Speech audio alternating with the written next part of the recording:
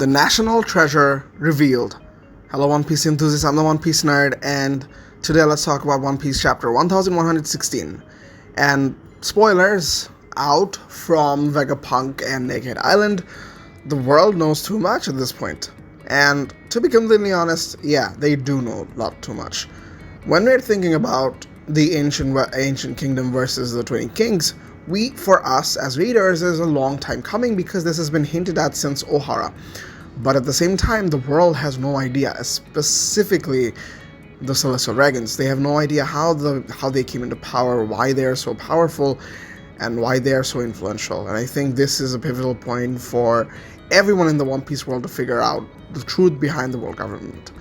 Before we move on, make sure to like and subscribe. It helps the channel a lot. Now that you have, let's begin.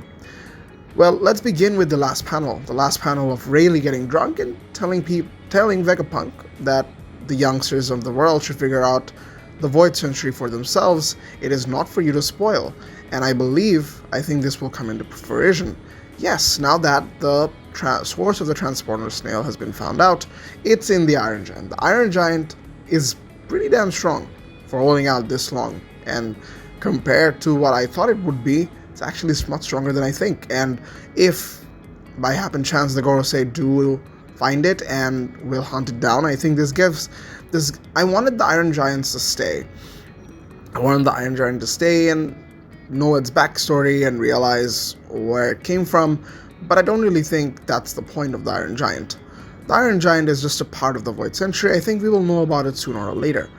But with regards to its purpose in Egghead Island, I think it serves as the distraction for the Gorosei, enough distraction for the Straw Hats to escape. Because again, like I mentioned before, the source of the transporter or stopping the broadcast at this point is much more important than stopping the Straw Hats.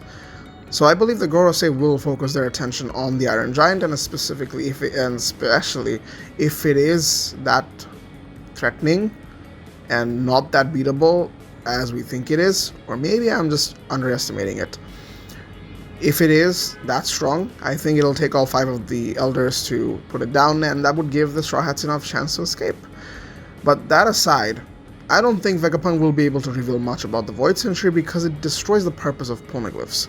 However, this message to the world does not serve as an awareness or a news of the Void Century to the world, but rather the world governments stay in power. And this is completely new. Our theory when the Mother Flame destroyed Lucia, we knew that it was some kind of a weapon, but when we got to know about the Mother Flame, we thought that it was just the Mother Flame in and of itself destroying the world, but rather it was definitely an ancient weapon. And from what it seems, it's not Pluton, it's not Poseidon, it's definitely Uranus. Anything other than Uranus at this point does not make sense because Pluton has to exist in Wano. And since Wano's borders have been shut off and the Gorosei themselves have been talking about how Momonosuke was smart to not open the borders and let go of Pluton, I believe the last remaining weapon, Uranus, is in the hands of the world government. They somehow got their hands on it, but were unable to use it because of a source missing, and that is the Mother Flame. This gives speculation as to what the Mother Flame really is, or a representation of the Mother Flame. This is a video I would like to come up with within the next few days, because we have a break week and there's a few things to talk about. But aside from that, I think the world government having an ancient weapon does make kind of does make sense, and this is the kind of power that Doflamingo would definitely be looking for.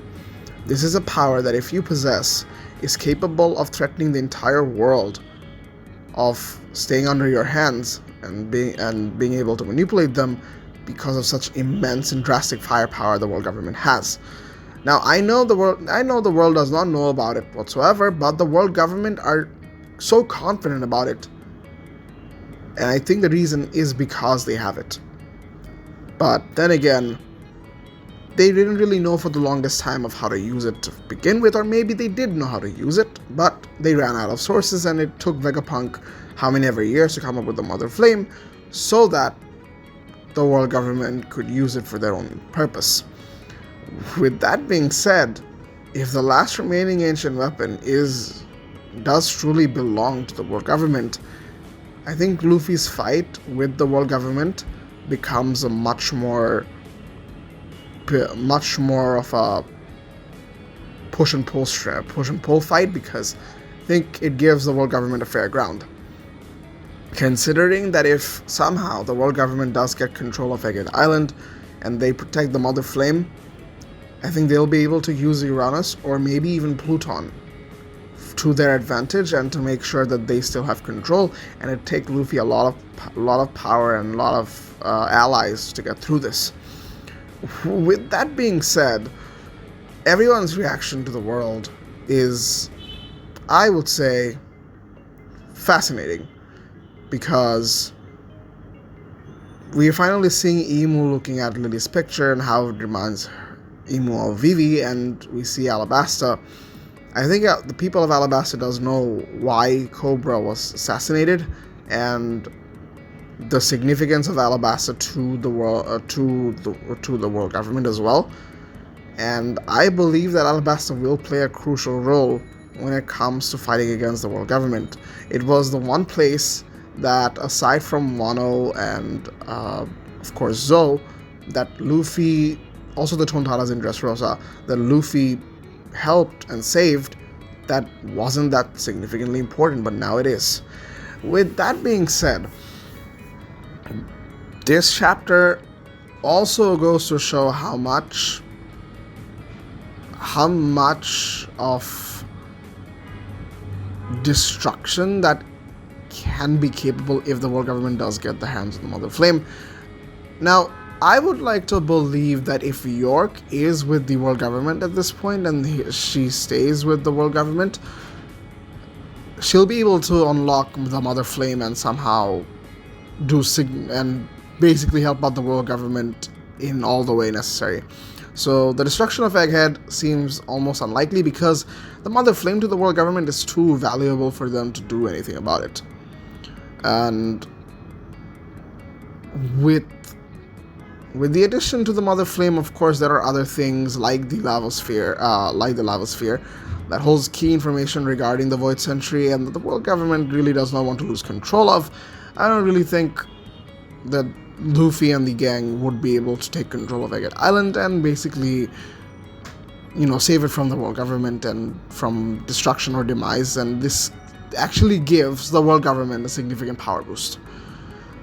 That's it for the video, guys. That's all I had to say for the chapter. I have my theory on the Mother Flame and what it represents for the story of One Piece, but that's for a future video. That's it for the video, guys. If you guys enjoyed, make sure to like and subscribe. Have a great day, and peace.